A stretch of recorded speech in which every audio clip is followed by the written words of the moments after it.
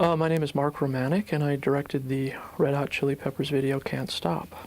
We went through a billion different treatments, read all these treatments, and they all were kind of like, oh, well, it could be good, could not. And all of them, we got this treatment from Mark Romanek, which was basically just a bunch of still photos of this guy, Erwin Worm's work.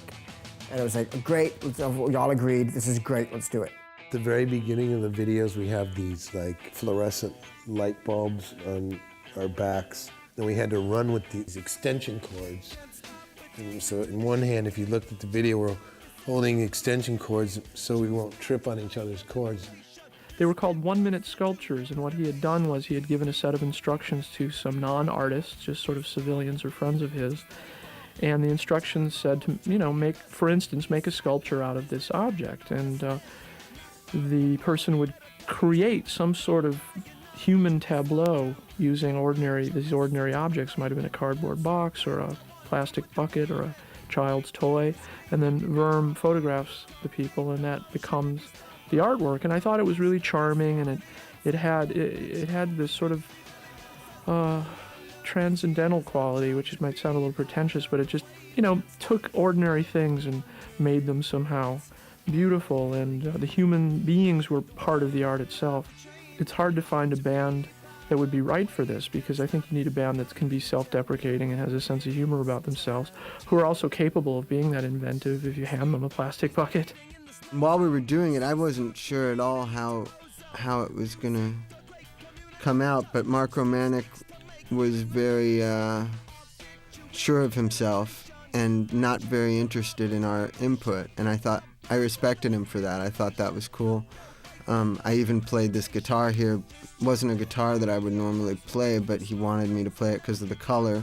And I thought it was, it looked like a pretty cool shaped guitar anyways, but guitar people would know that I wouldn't normally play that because I play only old guitars, but...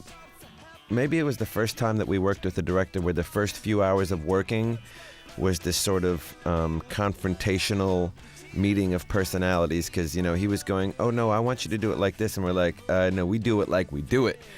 And he's like, oh no, but I've got it all set up, it's gonna go like this.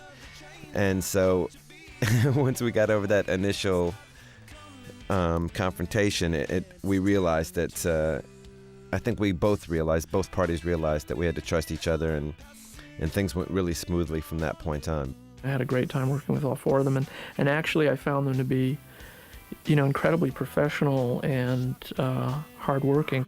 Making this video just made me feel like Mark Romanek is just a great artist. He's kind of a hard ass the way that he works. He's very almost militant.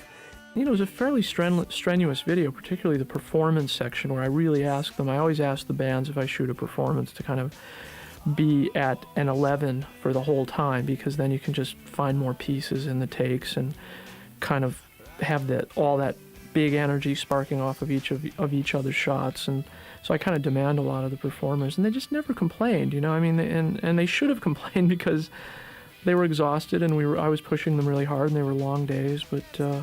He's very, he's really into detail, which I thought was really good. An important thing to mention is the first thing I said on this video is it's going to have kind of a clinical look.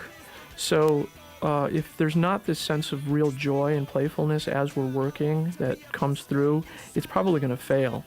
And what I wanted was that juxtaposition between this silly joyfulness and this pretty rigorous, clinical, empty look.